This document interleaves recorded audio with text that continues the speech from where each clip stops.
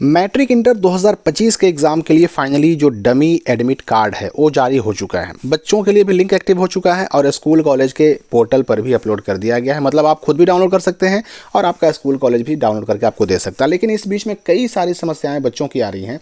जैसे एक तो है कि बहुत सारे बच्चों का ये डमी एडमिट कार्ड डाउनलोड करने पर नो डेटा फाउंड लिख रहा है। इसका क्या सॉल्यूशन होगा? ठीक है।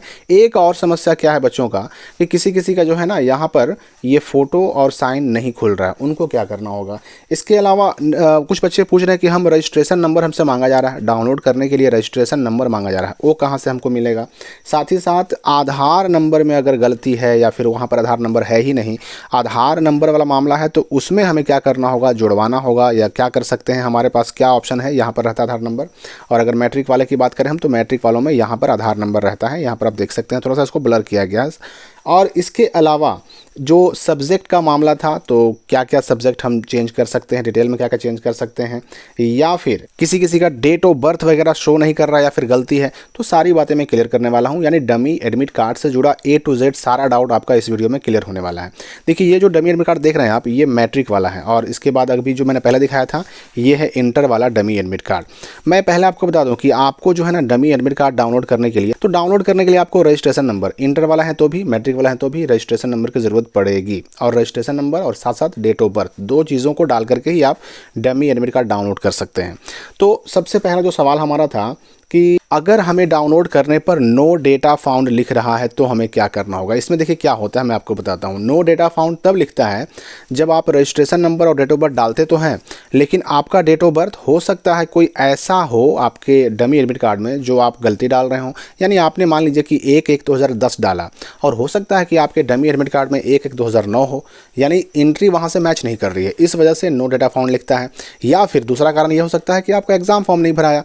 अब इस परिस्थिति में आपको करना क्या है? आपके सामने सिर्फ एक विकल्प है, आपको अपने स्कूल या कॉलेज जहां से भी आपने एग्जाम फॉर्म भरा था वहां आपको जाना होगा। और अगर स्कूल कॉलेज आपको निकाल करके दे दिया, मतलब समझिए कि टेंशन खत्म। कोई ज़रूरी नहीं कि आपके अपने डाउनलोड लिंक से ही डाउनलोड हो, आपका स्कूल कॉलेज भी अगर निकाल कर दे देता है तो कोई प्रॉब्लम नहीं है, मिलना चाहिए बस। क्योंकि अगर नहीं मिला मतलब फॉर्म नहीं भराया। तो आपका स्कूल कॉलेज से तुरंत मिलिए। अगर नो डेटा फाउंड लिख रहा है तुरंत स्कूल कॉलेज से मिलिए, उनसे मांगिए। और अगर वहाँ से मिल गया तब तो नो प्रॉब्लम, अगर नहीं मिला मतलब फॉर्म नहीं भराया, और फिर से एग्ज़ाम फॉर्म आने का डेट का वेट कीजिए। इसके अलावा एक प्रॉब्लम, फ़ोटो साइन। अगर फ़ोटो और साइन नहीं खुल रहा है किसी का, मैट्रिक हो चाहे इंटर हो, देखिए इसमें भी आप बार बार ट्राई कीजिए। अगर हर बार ट्राई करने के बाद भी फ़ोटो साइन नहीं खुल रहा है तो अपने स्कूल कॉलेज से मिलिए, वहाँ से डमी मांगिए और जब वो देंगे उसमें देखिए कि उसमें फ़ोटो और साइन है कि नहीं। अगर उसमें है तो कोई प्रॉब्लम नहीं है, कोई दिक्कत नहीं है। अगर नहीं है तो फ़ोटो और साइन फिर से अपलोड करवाइए, स्कूल कॉलेज से हो जाएगा, कोई दिक्कत नहीं है। इसके अलावा एक समस्या जो हमारे सामने था कि अगर आधार नंबर है, तो आधार नंबर अगर 00 है या कुछ और ऐसा लिखा हुआ है जो समझ में नहीं आ रहा या गलती है, तो आप जुड़वा भी सकते हैं, हटा भी सकते हैं, कोई दिक्कत नहीं है। अब यहाँ पर इंटर वाले में समस्या क्या है कि DOB यानी डेट ऑफ बर्थ जो है इंटर वाला डमी एडमिट कार्ड में दिखाई नहीं दे रहा है। तो बच्चे कैसे पता करेंगे कि हमारा सही है कि नहीं सही है? तो मैं आपको बता दूं कि जो आपका रजिस्ट्रेशन कार्ड मिला था, रजिस्ट्रेशन कार्ड एग्जाम फॉर्म भरने से पहले मिला था ना, उस रजिस्ट्रेशन कार्ड में देखिए जो उसमें डेट ऑफ बर्थ होगा, समझिए कि वही आपका इसमें भी डेट ऑफ बर्थ है। अब अगर आपने रजिस्ट्रेशन कार्ड के पहले डमी में चेंज करवाया होगा तो वो तो आपका रजिस्ट्रेशन कार्ड पे सुधार करके करेक्शन करके आ ही गया। मतलब साफ है कि जो आपके रजिस्ट्रेशन कार्ड पे है वही डेट ऑफ बर्थ आपके डमी पर भी 100% होगा। अब अगर उसमें भी सुधार करवाना है तो अपने स्कूल कॉलेज से मिलिए, सुधार करवाइए, नो प्रॉब्लम, कोई दिक्कत नहीं है। आधार नंबर जुड़वाना हो, हटाना हो या फिर उसमें सुधार करवाना हो, आप अपने स्कूल कॉलेज से मिलिए, नो प्रॉब्लम। सब्जेक्ट की बात बच्चे पूछ रहे थे कि हम एक्स्ट्रा में लिए हैं उसको हटाना है, तो आप हटा भी सकते हैं, स्कूल कॉलेज से मिलिए। अगर नहीं लिए हैं एक्स्ट्रा में और जुड़वाना है, जुड़वा सकते हैं, स्कूल कॉलेज से मिलिए, आपका वहाँ से हो जाएगा। मैट्रिक वाले बच्चे पूछ रहे थे कि हमारा जो है, खास करके जो उर्दू के बच्चे हैं उनका कहना है कि हमारा सेकंड सब्जेक्ट में जो है वो रहना चाहिए था NLH हिंदी, लेकिन सिर्फ हिंदी लिखा हुआ है, तो इससे कोई प्रॉब्लम है? नहीं, बिल्कुल प्रॉब्लम नहीं है। अगर सिर्फ हिंदी भी लिखा हुआ है तो भी आपका NLH हिंदी का ही एग्ज़ाम होगा, बिल्कुल टेंशन फ्री रहिए।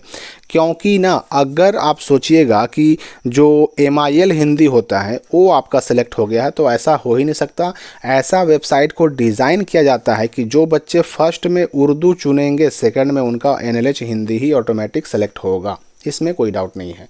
तो अगर आप डाउनलोड कर पा रहे हैं तब तो कोई प्रॉब्लम नहीं, अगर नहीं कर पा रहे हैं तो अपने स्कूल कॉलेज से मिलिए, आपको वहाँ से मिल गया, टेंशन ख़त्म, नो प्रॉब्लम। और अगर ज़रूरी है तो सुधार करवाइए, नहीं ज़रूरी है तो बस चुपचाप अपने पास रख लीजिए डमी को, और कुछ भी नहीं करना है। फिर जो एक सवाल था कि रजिस्ट्रेशन नंबर कहाँ से लाएं, तो आपको याद होगा जो रजिस्ट्रेशन कार्ड मिला था आपको, देखिए इंटर वाला है, यहाँ पर सूचीकरण संख्या है, यही वाला रजिस्ट्रेशन नंबर है, यही आपको डालना पड़ेगा, और डेट ऑफ बर्थ, 2 चीज़ें डालनी पड़ेगी। और मैट्रिक वालों की बात करें तो मैट्रिक वाले में यहाँ पर पंजीयन संख्या के नाम से है रजिस्ट्रेशन नंबर, और डेट ऑफ बर्थ यहाँ पर है, यही दोनों चीज़ें मैट्रिक वाले डाल करके चेक कर सकते हैं। तो आपके रजिस्ट्रेशन कार्ड से रजिस्ट्रेशन नंबर मिल जाएगा, जो कि एग्ज़ाम फॉर्म भरने से पहले आपको मिला था।